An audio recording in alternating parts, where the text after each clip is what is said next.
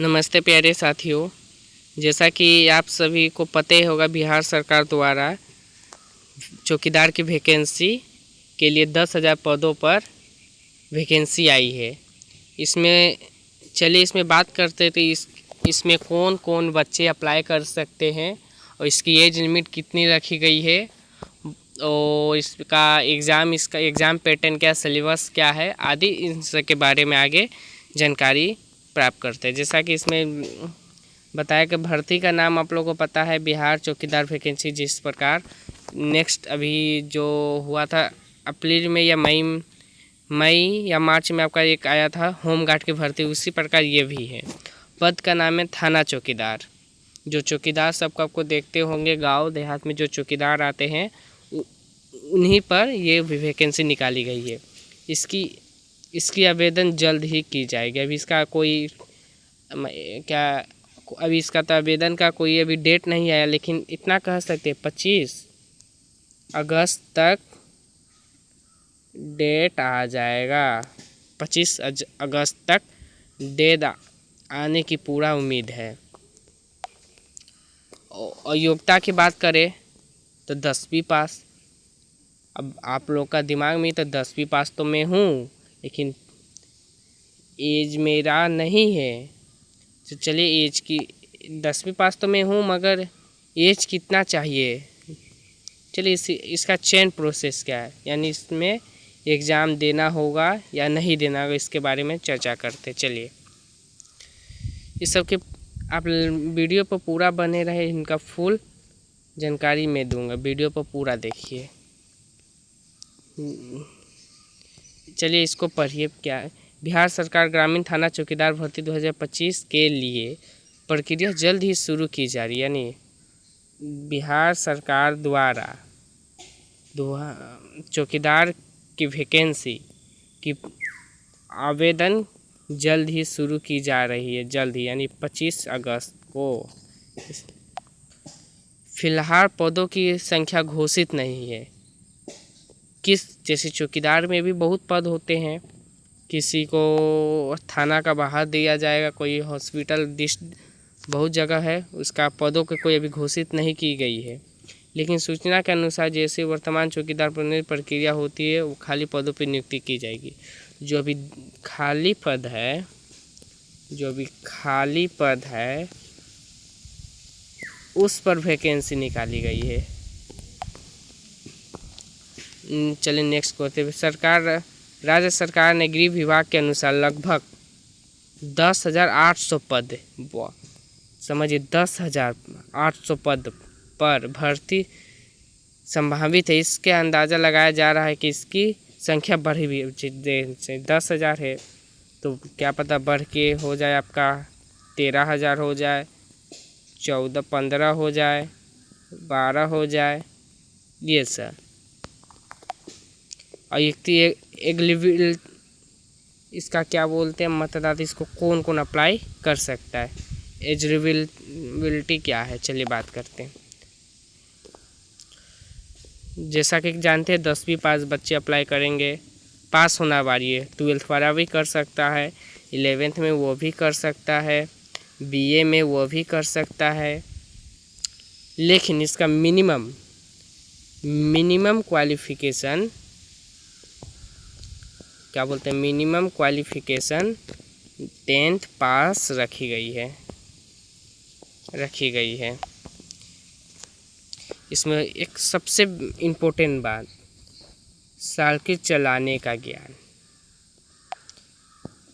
इसमें हमारी आपके पास अगर लाइसेंस है तो अगर लाइसेंस है तो कोई दिक्कत नहीं है, मगर इसकी मामले तो इसमें साइकिल चलाना अनिवार्य रखा गया। जैसे कि कहा गया हाँ, महिला उम्मीदवार को लिए इसकी छूट है। साइकिल की रेस पुरुष अभ्यर्थी के लिए साइकिल चलाने की योग्यता अनिवार्य है।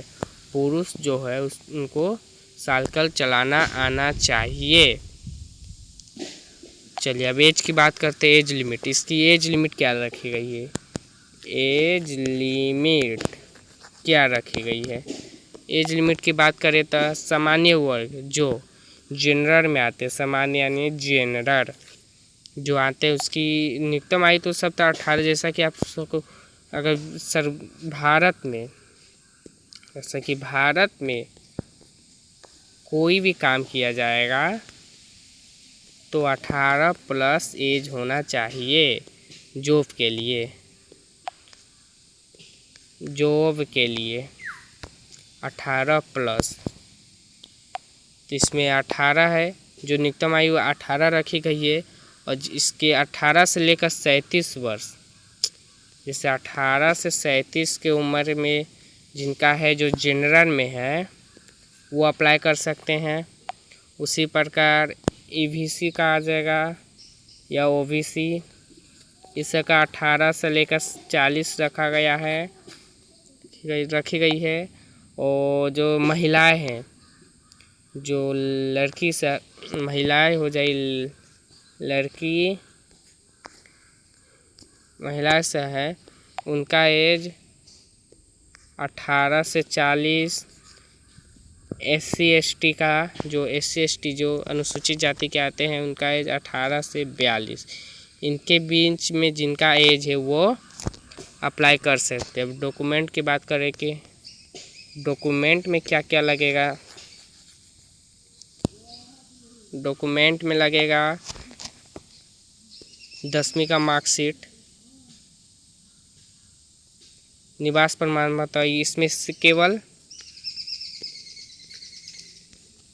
बिहार के निवासी अप्लाई कर सकते हैं, बिहार के निवासी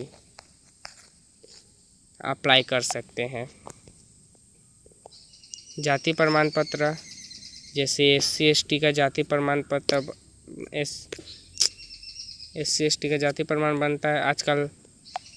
आजकल EWS का बनने लगा, EWS, जिस पे 10% की छूट है।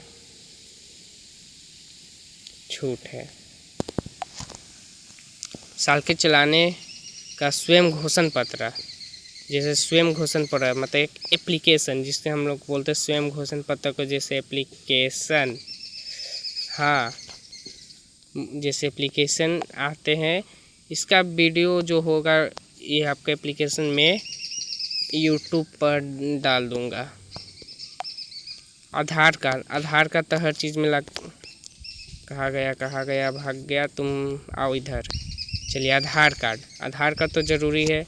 पासपोर्ट साइज फ़ोटो, याद करें बैकग्राउंड वाइट नहीं होना चाहिए, बैकग्राउंड ब्लू होना चाहिए या लाल, जो भी करो, लेकिन वाइट को छोड़ के।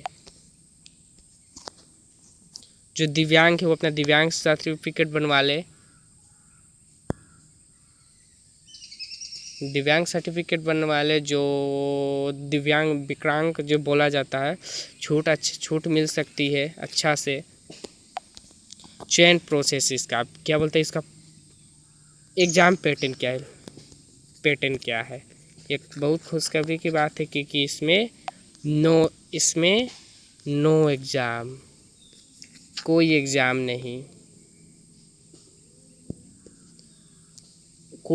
नहीं आपका मेरिट लिस्ट पे के आधार पर किया जाएगा। यानी आपके 10वीं में मान के चलिए 400 प्लस आया हो तो अच्छा, मतलब उम्मीद सिलेक्शन हो जाएगा, अच्छा खासा रैंक आ सकता है। प्लस उम्र के आधार पर भी किया जाएगा। इससे आपका 18 है और किसी का 19 है तो 19 वाला को ले लेगा, 18 वाला को नहीं लेगा, क्योंकि 18 वर्ष की जनसंख्या बहुत कम होगी। लिखित परीक्षा या इंटरव्यू नहीं होगा इसमें। लिखित परीक्षा हम बोले नो एग्ज़ाम, ना ही इंटरव्यू। दस्तावेज के बाद अंतिम चयन होगा। जैसे DV करवा लीजिएगा, DV यानी डॉक्यूमेंट वेरिफिकेशन। उसके बाद आपका मेरिट लिस्ट आएगा, मेरिट लिस्ट में आपका नाम आएगा। उसके बाद कुछ दिन के बाद आपको बुलाया जाएगा ट्रेनिंग पे, TRAINING, ट्रेनिंग पे। आवेदन फ़ी, चलिए फ़ी की बात करते हैं। जनरल और ईबीसी के लिए फ़ी की नॉमिनल 250 रखी गई है। SC ST की 100।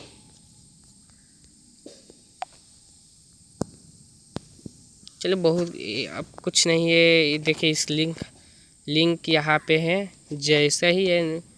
जैसा ही आएगा आपका क्या बोलता है वैकेंसी लिंक एक्टिव, तो यहाँ पे मैं कर दूँगा। अभी लिंक एक्टिव नहीं है। लिंक जैसे ही एक्टिव होगा मैं यहाँ पे दिखा दूँगा, ठीक है। धन्यवाद आप सबों को। अगर वीडियो अच्छा लगे तो थोड़ा सब्सक्राइब कर दीजिएगा और हो सके तो ज़्यादा से ज़्यादा वीडियो शेयर कीजिए, क्योंकि अभी जैसा कि आप जानते हैं अभी इलेक्शन होने, क्या बोलते हैं, इलेक्शन होने वाला। इसी कारण हमारे जो नीतीश चाचा है, जो जानते हैं, जिनको हम लोग कुछ बोला जाते हैं, उन्हीं के तरफ से भी बहुत अच्छी अच्छी वैकेंसी आ रही है। जैसे पीछे बार आया था हम लोग का, क्या बोलते हैं, होमगार्ड वैकेंसी, जिसे BHG बोलते हैं, बिहार होम गार्ड। अभी तुरंत निकाली गई है चौकीदार की। इसके पहले फिर आई थी ड्राइवर की, पुलिस ड्राइवर की आई थी वैकेंसी। पुलिस ड्राइवर की बहुत सारी वैकेंसी जो आने वाली है। आप लोग हमसे संपर्क बनाए रखें। सबसे पहले क्या बोलते हैं, सबसे पहले नोटिस मैं दूंगा।